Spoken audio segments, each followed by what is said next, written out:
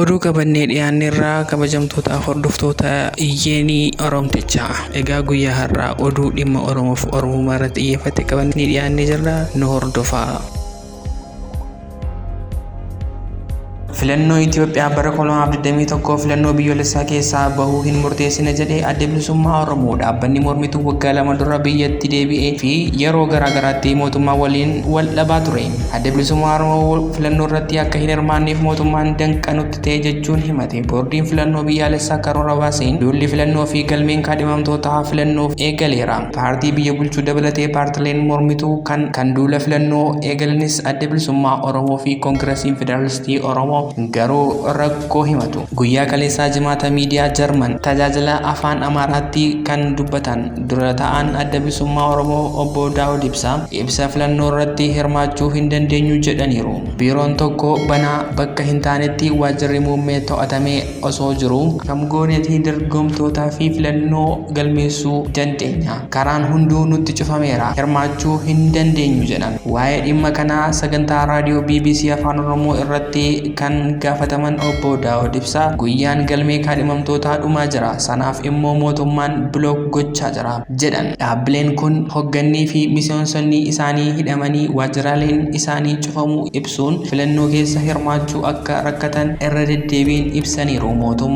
Mootummaan himannaa kanaaf deebii kenneen himatamaan ilaalcha siyaasaa isaaf osoo hin taane yakkaan shakkamanii akka ta'e ibsa. Ta'us filannoo irraa bahuu irratti hin murteessine jedhaniiru. Obbo Daawud filannoo keessa baane jennee hin labsine jechuun sichi adeemsa qaba. Jara waliin mari'achuutti jirra jedhan. Adda bilisummaa Oromoo ministeerri muummee Abiy Ahmed bara 2018tti gara aangootti dhufuu hordofuun gara biyyaatti deebi'uun karaa nagaatiin siyaasa keessatti hirmaachaa akka jiru hima. 1973 hundaa'uun qabsoo hidhannoo akka eegale kan himamu adda bilisummaa Oromoo qabsoo hidhannoo mootummaa dargii fonqolchuuf taasifame keessatti qooda qabaachuu qondaalonni dhaabbatichaa ni dubbatu. Kufaatii dargii booda paartilee siyaasaa kaan waliin ta'uun mootummaa ce'umsaa hundaa'e keessatti qooda fudhachaa kan ture. Dhaabbatichi shira siyaasaa TPLF irratti raawwate mootummaa ce'umsaa keessaa akka bahuu dirqamuun gara qabsoo hidhannootti deebi'uu himu hogganoonni dhaabichaa.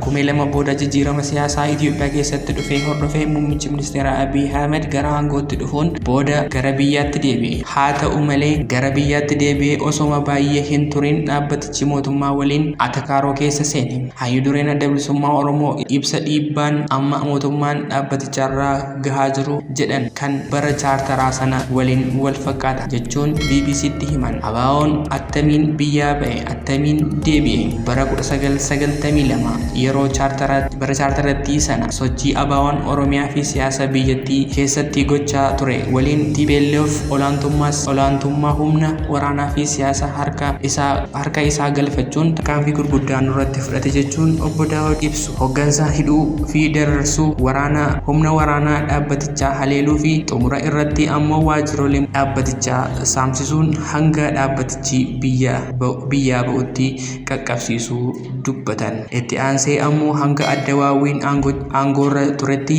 dhaabbatichi tarree shororkeessitootaa keessa akka galu taasifame jedhu. ABO'n erga ministeerri muummee Abiy Ahmed bara 2018 gara aangootti dhufaniin as dhaabota siyaasaa biyya ambaa irraa gara biyyaatti galuun karaa nagaa sochii siyaasaa akka taasisan affeeraman keessaa isa tokko. Pirezidaantiin duraanii naannoo Oromiyaa obbo Lammaa Magarsaa fi ministeerri Haji Alaa duraanii Dr. Warqinee Gabayyoo hagayya 6 bara 2018 Eertiraa magaalaa Asmaraatti imaluun hayyuu duree ABO Jaal Daawud fi jila isaanii waliin mari'atan. Egaan kabajamtoota daawwattoota keenya oduun har'a qabannee dhiyaannee kanarraa kan akkaataa oduun keenya dhimma Oromoof Oromummaa irratti kan xiyyeeffate sababa ta'eef oduu ijoon har'a qabannee kana fakkaata. Like, subscribe, comment gochuun waliin turaasanii jenna. Galatoomaa.